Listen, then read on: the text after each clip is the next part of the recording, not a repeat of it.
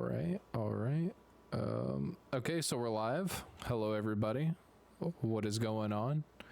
It is your boy, Y Tri Blaze, and his partner in crime, Mr. Nichols. Mr. Nichols, how are you doing this evening? Can't complain. Can't complain. Not sure I like to hear that. So we're gonna let people maybe fill in a little bit. We're gonna give this just 1 second. We're gonna update the chat room so that way it shows up on stream. Boom, got that done. If somebody wants to chat, matter of fact, I'll do it just to make sure. Hopefully Lucas does show up. That'd be nice if we got somebody in here. That would be nice. Even if mom showed up, that would be cool. That would be nice. I realized my camera was off. Okay. Yeah, it's off. But I have it on now. Should be. Okay, well, that didn't show up. That didn't work. But whatever. I don't care. I'm not worried about it. So, why is my camera not on? I see you. Oh, you see me? But the stream couldn't see me. Now they can. Okay. All right. Boom. So sorry about that, guys. A little bit of a slow start. I hope you guys are having a good Saturday. That's when we're recording this episode. So hopefully everybody's feeling good, feeling relaxed. So last week we talked about the executive orders that Trump had signed. Some of them being on immigration, some of them being on DEI, some of them being on hell, I don't even remember what else. We covered a lot. We're just gonna update everybody on this. He has signed like a few more, but other than that, nothing has really changed all that much. But so Cole, if you got some details, you got the details I don't. So inform me. What are the updates? There's a lot. I believe to date, so far he's done almost 60 executive orders, so about 15 this last week. I think one of like the big ones that especially when I was reading in the South China Morning Post was his one on LGBT, like our transgender and participants in women's sports. Right. Just like basically saying you can't do that, of course, within like public, so like public universities, K through 12 public schools. And I remember us talking about that actually. Now that you say that, I do remember us talking about that. I think that was the biggest one, but to be honest, I'm not too surprised because most of his executive orders have either been targeting immigration or been targeting like gender binaries or like people not conforming or groups not conforming to gender binaries. So it's been targeted towards LGBT communities as well. So well, and I'm not quite sure how I feel about it because like you know how I feel in general. Like I get where he's coming from, and I think like the principles I agree with. You know, like protecting the integrity of women's sports, making women feel safe from the creeps that actually are out there. But in some ways I think it's bad because it labels, it puts a general label on the LGBT community or transgender community as everyone is like this extreme type. Everything that what you just said made me think of something. How do you feel for women who say that transgenders, especially ones that compete in women's sports, are basically nullifying the progress that women made as far as like women's suffrage, the Constitution? You know what I mean? How do you feel about that? I will start off by saying that I'm not a woman, so I don't think my opinion on it should matter as much as a woman's voice. I will start by saying that the thing with what women have to say is more important when it comes to that. But I will say that in general, I agree with that because I can see where they're coming from. Mm-hmm. And I can see that it's a women's sports, like that it's for women and for people that were assigned female at birth. But I also get the argument coming from transgender community, and that's how they identify, and how they've always felt. Mm-hmm. Um, that if that's truly who they are in terms of their gender identity, not allowing them to participate is just like not allowing a woman to participate, at least in that perspective. So you So don't. I get that. So, but Get that argument. but what do you think about the fact that like more than likely they have a biological advantage? You know what I mean? Like, And you know what I mean? Because while like I think that's obviously, really a case by case basis. I think it's because at least in my subjective experience, like I've seen some people that have gone through the transition later right. in life, and it's very clear that the physical features are still there, but then you have individuals that men transitioning to women that are very effeminate and have been doing the transition for a long time. And you could make the argument that the physical advantage isn't there. So we have a viewer. Sorry, not to interrupt you. Apparently, we have a viewer on Twitch that said, now I think he's misunderstanding our perspective on things. So hard, but he just commented and said, "You guys lost at the polls hard. Time to rethink your worldview. Also, Trump owns you. Enjoy the next 4 years." What? See, okay, look, guys, look. Spear of Long. I'm not gonna say that whole name. Look, listen, if you're still watching, I just want to say, bro, I think you misunderstand a lot of things. And like the left side of the argument that you're so concerned about, that you're so worried about talking shit to, like, bro, you're just like them. Like, if that's genuinely what you got from this, what the actual fuck are you hearing? Like, bro, listen for longer than 3 or 4 minutes and you'll hear the whole entire thing, and you'll actually realize that we're not arguing one side. We're trying to see both sides of the perspective. You know what I mean? Anyways, sorry, continue what you were saying. I had to look and I just happened to notice that. So Yeah, I don't know, because like I said, I think when it comes to individuals, I don't think a generalization can be made that there's a physical bias, but I think a physical advantage, was I think in some instances. oh my god. So he is still here. Bro. Okay. Bro, don't lie to me. I can see your headphones. You're obviously a far left lunatic.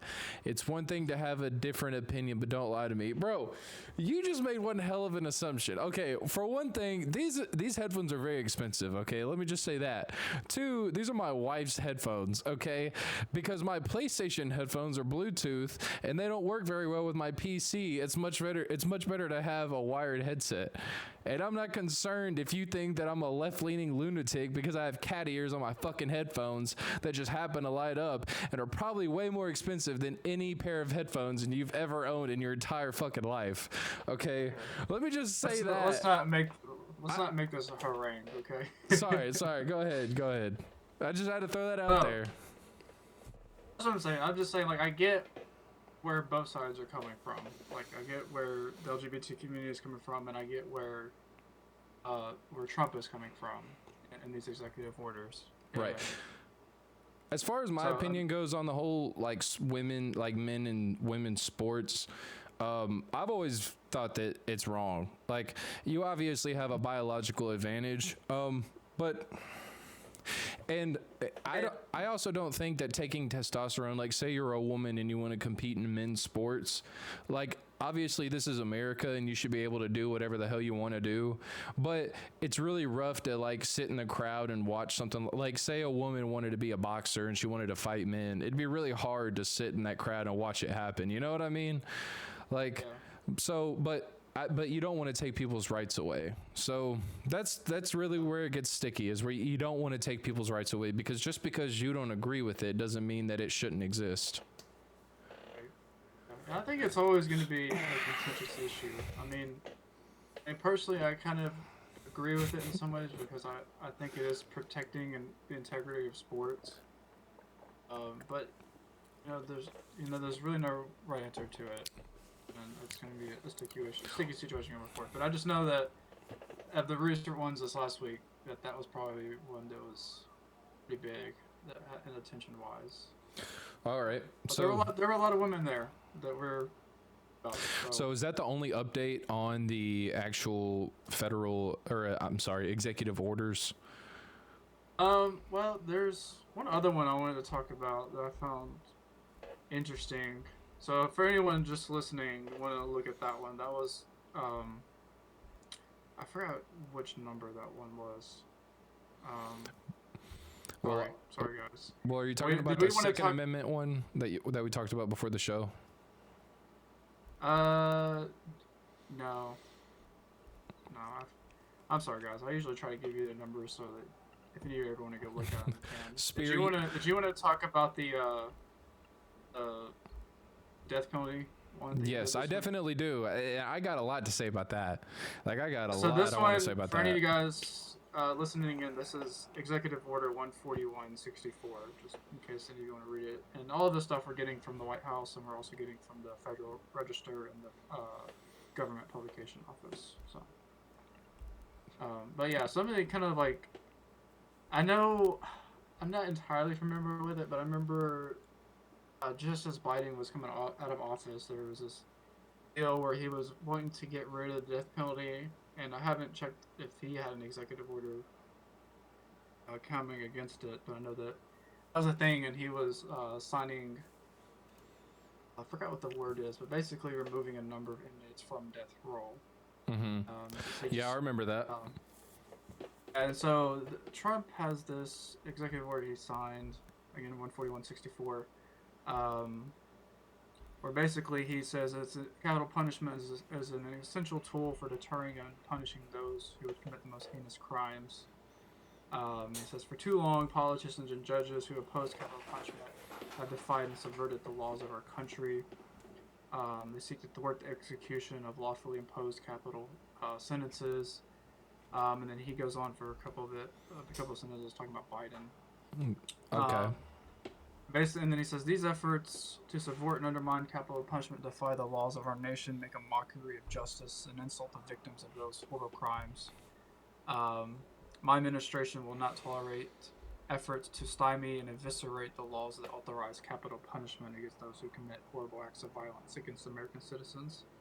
And so, next section he goes to say, it's the policy of the United States to ensure that the laws that authorize capital punishment are respected and faithfully implemented. So basically, you can just do, you can do it if you need to, if you feel it's necessary. That's basically what it says. Basically, he's reenacting it and pretty much saying that at least throughout his administration, him and the Attorney General will be actively pursuing it and endorsing it. Well, I'm trying to debate in my head if I'm trying to ban the Spear guy or not. Spear, you better fucking follow. If you follow, I won't ban you, okay? Because the shit that you're commenting is fucked up, okay? But I mean, if you follow, entitled to their opinions. No, if you were looking at the chat, you would not agree. But underscore super rich. Anyways, so as far as the death penalty goes, so I got a few opinions on it that I'm going to just go ahead and throw out there right now that I don't care if people disagree with. So as far as why do I want to ban you? Because of your previous comment. Anyway, as far as the death penalty goes, anybody who is a PDF file, anybody who likes like the money laundering to Ukraine, more than likely Biden's son. Now, I'm not going to say 100% certain that he's like guilty of it, okay? Because that's a very strong thing to say on camera. I'm not going to say that, but I feel like if they investigated him, they would find a lot of very bad things that he's done. Probably his dad too, but I feel like, okay, Kathy Hochul. Do you remember that scenario that I told you about where she had a person working for her? Jesus Christ, that was a spy to China. Do you remember that? And I showed you. I think I remember you telling me that. Yeah. Like, more than likely, if we're being 100% honest, does she deserve the death penalty? Maybe, because what would China do? Would they imprison them? Would they I don't know what China would do, because they get kind of brutal sometimes, and they walk this line of, okay, we're going to play ball, we're going to play nice until you piss us off, and then we're going to go over this line, and then we're going to cut all your toes off and all your ears and noses and everything else. I keep up with, a lot of these big things in China. Because I read the People's Daily and the South China Morning Post, and I remember reading at the end of last year. Were you aware of like those instances going on in China at the end of last year with like the stabbings and then like the car people running over other people in their cars? Wait, are you talking about here? Like when the BLM stuff? Oh. In China, yeah. No. There was incidents like I want to say it's like September, November, where one guy, like he was upset about the settlement of his divorce, and then like ran over and killed like 37 people at a outdoor exercising facility. And there was another person that ran over kids. Oh yeah, this happened like a month or two ago, didn't it? Because we were actually at work when that student that like failed his test at a university and then like stabbed like 7 people, and so like Jesus Christ, all of them got death sentences. And I believe are waiting to be executed or already have been executed. So generally, my understanding is in China is when people commit multiple murders, like it's no question that once they're convicted, they're gonna be receive capital punishment. Whereas in the United States, I feel like, I think it's good in some ways that it's delayed, because we've had false convictions before, and you want to make sure you get it right. But at the same time, I think when you have cases that are very clear, right. Right. It's how much harm does it do to like especially like families of victims? Well, and that's just it. Like obviously there's a lot of emotional, like if you have a family that's a victim of a violent crime, like obviously there's a lot of emotion that goes into it. Like so you can't say, like that's part of why like certain judges can't preside over certain cases, because they have what is that called? Not special interest, but like when two things are like conflicted interest, basically. Is that the term? Conflict of interest. Yeah, conflict of interest. Thank you. That's why certain judges can't preside over certain cases, because they have a conflict of interest. So, it's one of those things, like you want people to feel justice, and you want people to feel like things didn't happen for no reason and things happen in vain. But at the same time, you have to give people like due prosecution, no matter how heinous the crime. Right. Most of the time, I'm not gonna say every time, because sometimes people do really fucked up shit that nobody should appreciate. But I also think that due process is very important. And while, yes, the victims are probably going to be very emotionally attached to what's going on and want things to go quickly, you have to do things in a timely manner, because if you don't, then other people look at what you do and they're going to judge you and say, well, you don't have a real judiciary system, or you don't have a real way of executing justice, because people just say you do things and you get convicted of a crime and you go to prison. So I don't want to get too caught up into like the criminal procedure part, but I think that when people are duly convicted of those crimes, and it's very clear, like when you have testimony, when you have DNA, and when the death sentence is commuted to them, that I feel like that should be carried out. Yep, Spear. I feel like it should be an option, and I feel like it should be carried out. Spear, are you still in here? Send a troll comment if you're still in here. Anyway, so yeah. Okay, what else do we have to talk about today? I had one last thing on the executive orders I want to talk about. Okay, what is it? Are you talking about the indoctrination, the radical indoctrination? Yeah, so it's Executive Order 140-190. It's called, he really loves radical. Yeah. It's titled Ending Radical Indoctrination in K-12 Schooling. So I'm not sure this applies to private schools, but it definitely would apply to every public school. So basically, my big thing with this is that, I understand some of the components and I like it. in some ways, but there are a lot of ways that I feel like it could be dangerous. Mm-hmm. So basically, what he wants to do is end what he calls radical indoctrination in K-12 schools, and he wants to impose like patriotic teaching. And then, so, when he kind of gets into the definition of some of those, he has a section where he defines definitions. So basically, he says the definitions of the executive order defending women from gender ideology, they apply to this too. So reinforcing gender binaries in the school system. And then this is the one where I think is kind of interesting because it has a bunch of sub paragraphs into it. So he defines, he wants to end radical discriminatory equity ideology. Okay. Which means ideology that treats individuals as members of preferred or disfavored groups rather than as individuals and minimizes agency, merit, and capability in favor of immoral generalizations, including that. And there's a long list here.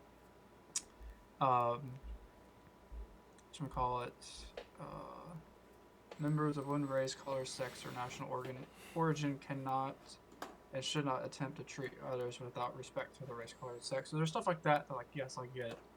And then where did he get at in here? Sorry, this is really long. I'm having a hard time finding the exact one. But basically, one of my issues with this is basically he was saying that you can't teach that the United States is like inherently racist or sexist. Mm-hmm. I have a huge problem with that because as a historian, like when you're teaching K-12 schoolers, particularly high schoolers, because when you get into the grittier details, it's going to be in high school. How can you teach the history of the United States? Say that it's not inherently racist or sexist from the start. Like, I get where you want to say that it's not that today, because you don't want to create this idea of the United States being bad and being racist and sexist. Right. And we like to think that we're in a better place than we are. Like, indeed, we are in a better place, but you create this false image of the world where that's the case, even though there is inherent racism and sexism today. And it's even worse when you say you can't teach that in a history class, because the first 200 years of the United States is racism.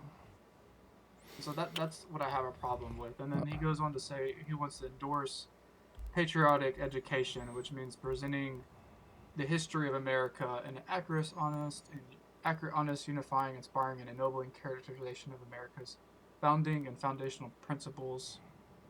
Quote, the concept that commitment all right, bro. Yeah, I'm not gonna lie to you. You're kind of dragging it on a little bit. Yeah, I don't want to.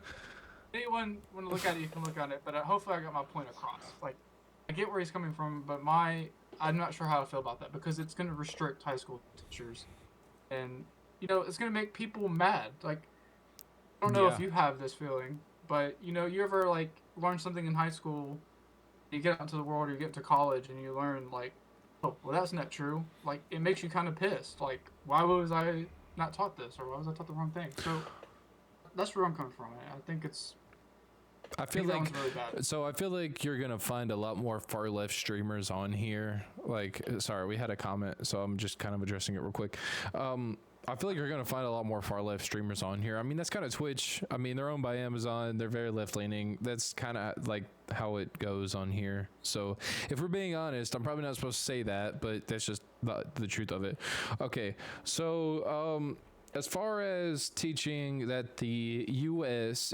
is historically racist, okay, so if you're gonna address it, I feel like you have to be very specific when you do it. And I feel like it's such a big topic, right, that you can't teach it. If we're gonna do this, you cannot teach this over the course of 1 to 2 semesters. If you're gonna teach about the history of slavery, of racism, of immigration in the United States, that's something that I think usually will take, bottom line, if you're in high school going into college, I think it'll take about 3 to 4 years for you to fully grasp how much, because you got to think, yes, there was racism here with white people buying slaves, right? But there were also black people in Africa selling their own families and their own kind to make the USD, the US dollar, because it was a lot more valuable. So it's a very large conversation, right?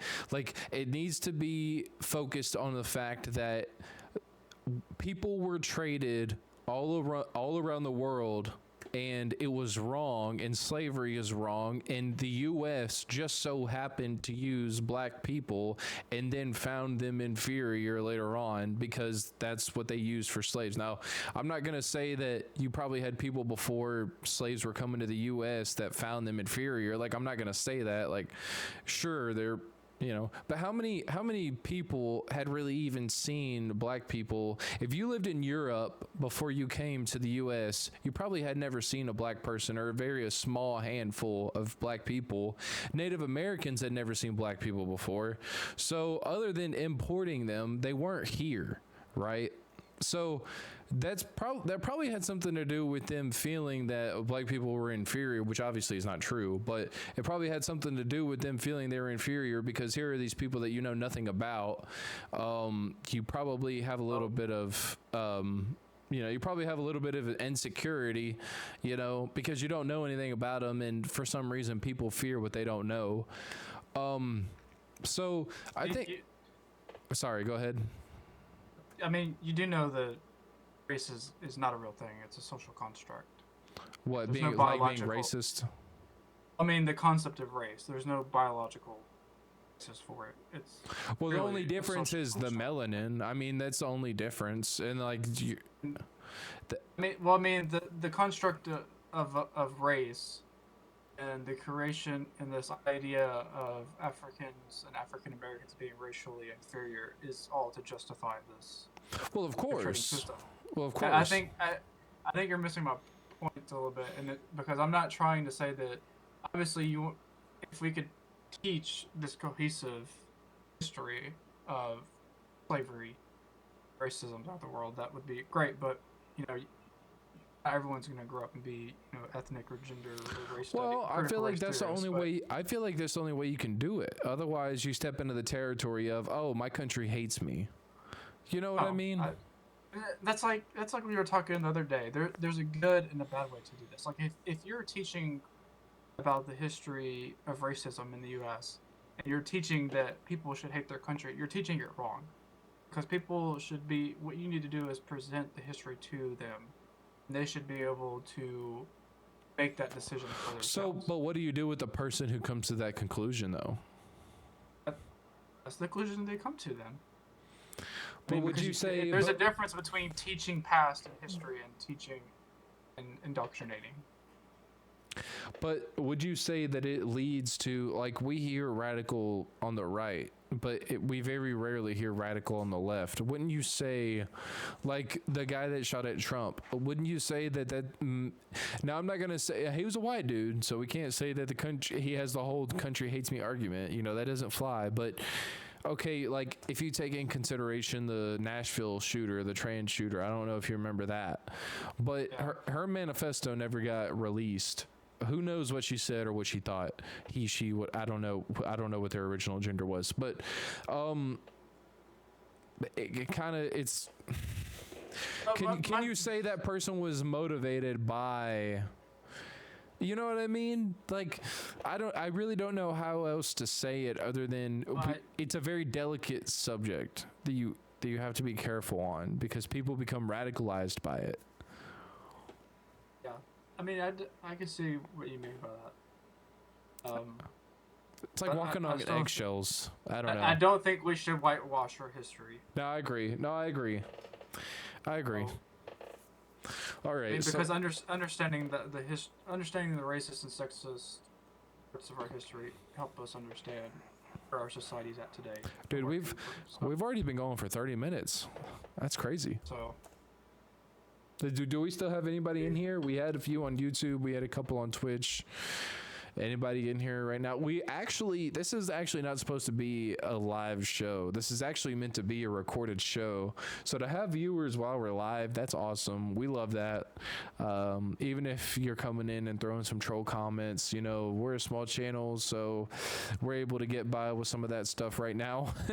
If we get more followers, unfortunately, that won't fly. We'll have to get rid of those comments immediately. But right now, it's fine.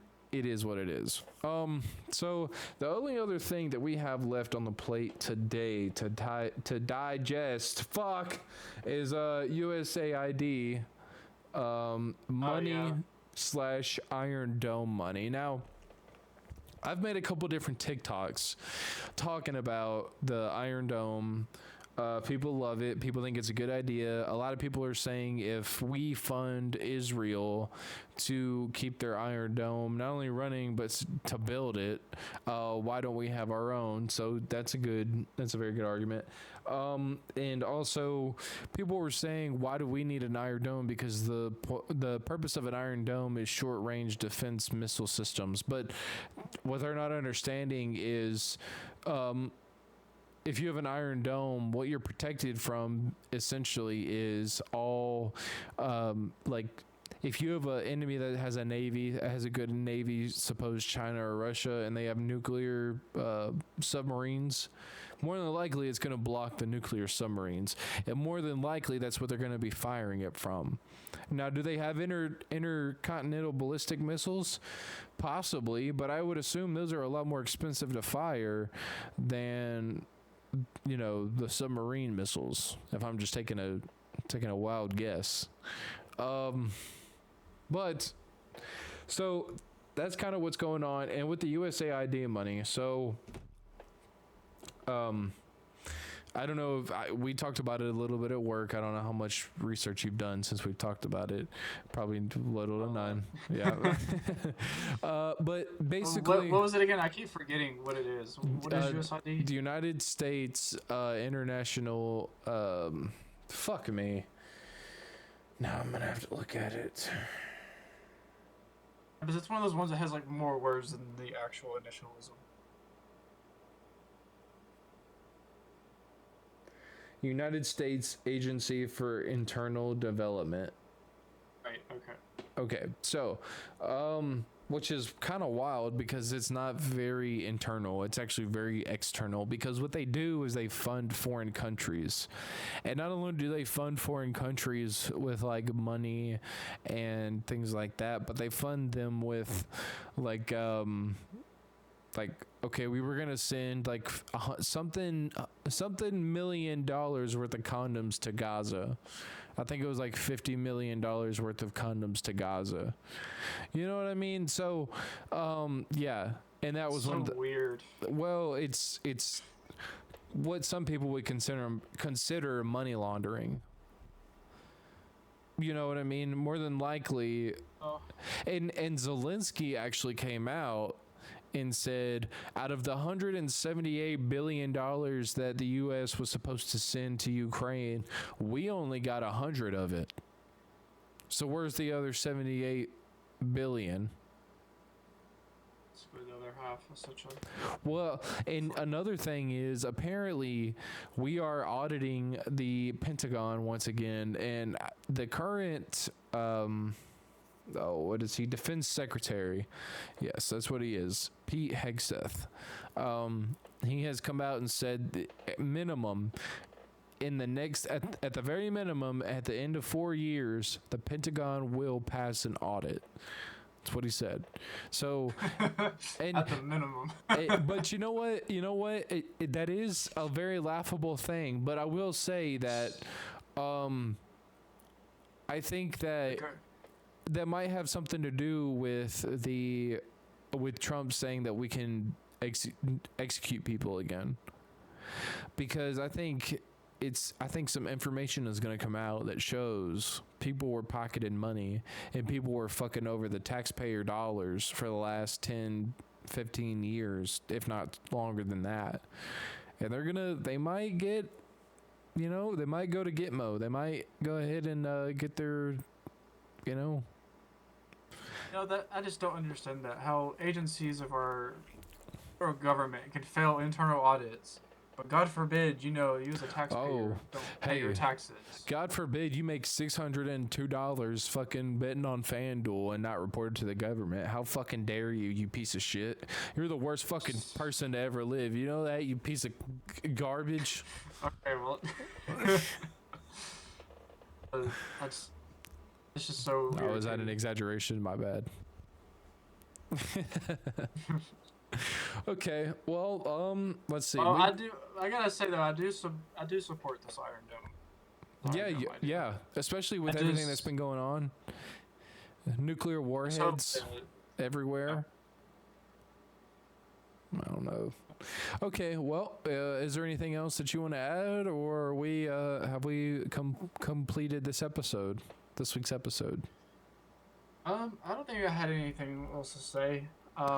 Just wanted to note that so far in this Congress, only one bill has been signed into law, and that was the Lake and Riley Act, which is basically an immigration thing where basically any illegal immigrants or aliens is the word they use, convicted of like a crime, theft, whatever it is, would be detained by the Department of Homeland Security, a bunch of other stuff. But yeah. Okay, well, this one's a little bit shorter than last week's episode. We only got about 36 minutes in, but we just didn't have as much to talk about, to be honest with you guys. So we're just kind of putting it together, piecing it together. Hopefully you enjoyed it. Hopefully you got some entertainment out of it. Next week we'll try to go a little bit. We'll try to go a little bit over. But so we want it to be natural. What were you gonna say?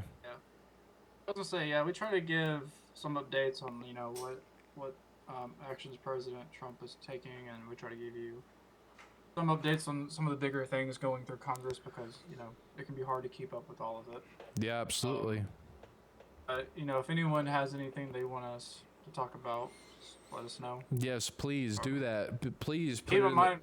Put it in the comments. I'm begging you. Let us know what you want to talk about. And I actually forgot on. I actually forgot that Mom sent me something she wanted us to react to. So, Mom, if you're watching to this point and you see that we didn't cover that, I'm sorry. We'll cover it on the next episode. I swear. Okay. So I'm sorry, but we'll do that. So if you guys are still watching, make sure you hit the thumbs up, the like button. Make sure you hit subscribe if you haven't already. If you're watching and you haven't subscribed, holy shit. Why the fuck haven't you subscribed? If you made it 40 minutes into a video, what the actual hell are you doing? Go hit the subscribe button right now. If you're watching on Twitch, hit the follow button. If your name is Spear, stop being a troll. Thank you for the follow. And yeah, I guess that's it. Oh, I got a question to ask you before we get out of here. Was your computer on like sleep mode or something, your laptop? Because your camera, this entire stream, has been laggy. Like anytime you what? Yours has been doing that on my end. I don't know if it's just my connection, my internet connection or something. It might be Discord. Yours has been like freezing up too on my end. Oh, okay. All right. Well, I can see you most of the time and audio. Right. I just figured it's probably internet or something. Okay. All right. Well, at that point, we will see you guys next week. Cole, stick around. Don't leave because I'm going to talk to you on here for a second. And yeah, we will see you guys next week. Peace.